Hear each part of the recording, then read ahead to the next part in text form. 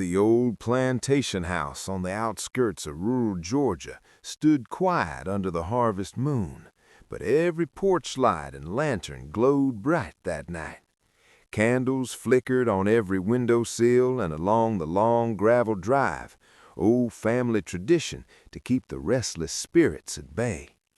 Tables groaned with fried chicken, collards, cornbread, and sweet potato pie for the reception. Banjo and fiddle music drifted through the air. The bride, Emily, fresh from the ceremony at the little white chapel down the road, was about to step over the threshold as Mrs. Harlan for the first time. Her new husband, Jake Harlan, helped her out of the vintage carriage they'd rented for fun. Jake's mother, Clara, pressed a silver tray into Emily's hands. On it burned a single white candle, beeswax, blessed at the local Baptist church, and a slice of wedding cake as an offering. "Take this, darling," Clara whispered. "Walk to the front porch steps. Light the way for the old ones, our kin who've gone before. Call their names, offer the cake, ask 'em to watch over this house and this marriage tonight, especially tonight. A wedding night in this house ain't just any night. It's thin, like the veil between here and the hereafter gets torn open." Emily smiled nervously. "The ancestors? Like ghosts? I've never heard of this tradition."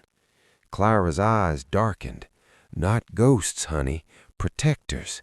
If those porch lights go out, or worse, if the candle in your hand flickers out, something bad slips in, something with unfinished business. We've kept the lights burning every wedding night for generations. Don't let it die." Emily swallowed hard. She wasn't from around here. She'd met Jake in Atlanta, but she was part of the family now. She carried the tray up the creaky porch steps, whispered the names Clara had taught her, great-granddaddy Harlan, Aunt Ruth, the ones who'd built this place after the war, and set the cake down as an offering. The candle flame danced steady. But from the shadows behind the old oak at the edge of the yard, someone watched, a figure in a long black coat, face hidden. As Emily raised the candle high, the figure moved, quick and silent, toward the nearest porch lantern. One breath, and it snuffed out, then another and another. The candle in Emily's hand sputtered, died. Clara gasped, "Lord have mercy, no!" The music stopped. Guests froze. Emily stood rigid, eyes wide. Then she turned slowly. Her pupils had gone black, veins standing out red against pale skin. She smiled, a cold, unfamiliar smile. "Jake," but the voice wasn't hers. It was lower, angrier. "You remember me?" Jake stepped back. "Emily? Baby, what's wrong?" Clara rushed forward. "Get the Bible! Get the salt! Somebody run to the pastor!" But Emily, or whatever was inside her, laughed. "Too late for prayers. Y'all thought burying secrets would keep 'em down, but I waited for another bride to cross this threshold." Jake's father, old Mr. Harlan, went pale. "It can't be." Emily lunged, grabbing Jake by the throat.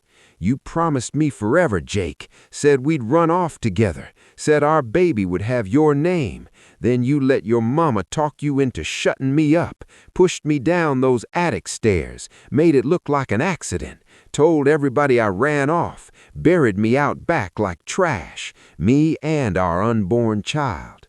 Flashes hit Jake like lightning.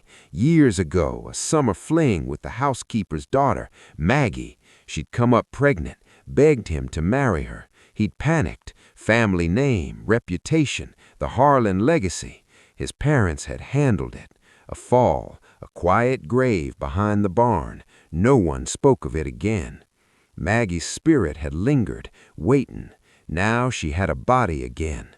Jake choked, clawing at her hands. Clara threw holy water. Nothing.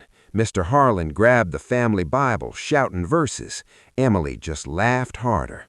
"You can't cast me out with water and words. Not tonight, not when the veil's torn." She slammed Jake against the porch rail. Blood trickled from his mouth. Clara screamed, rushing in. Emily spun, grabbed her by the hair, and twisted. A sickening crack. Clara dropped limp. Mr. Harlan ran inside for the old iron cross above the mantel, the one blessed during the Civil War to ward off haints. But as he crossed the threshold, the black-coated figure from the yard stepped into the light. It was Maggie, or her ghost, watching her own vengeance unfold. She nodded once, satisfied. Emily turned to the last Harlan. "You covered it up, all of you. Now watch your line end the way mine did." She advanced. Mr. Harlan raised the cross. For a second, Emily flinched, but then she smiled wider. "That cross don't mean nothing to me. Y'all stopped believing in justice long ago." She struck. Screams echoed through the old house, then silence. When the sun rose, neighbors found the lights all out. The bride lay unconscious on the porch, covered in blood, not hers. Jake, Clara, and Mr. Harlan were gone. Bodies never found, only blood trails leading to the old grave behind the barn. Emily remembered nothing, but sometimes, late at night, she'd wake whispering Maggie's name, and in the mirror, her eyes would flash black, just for a second.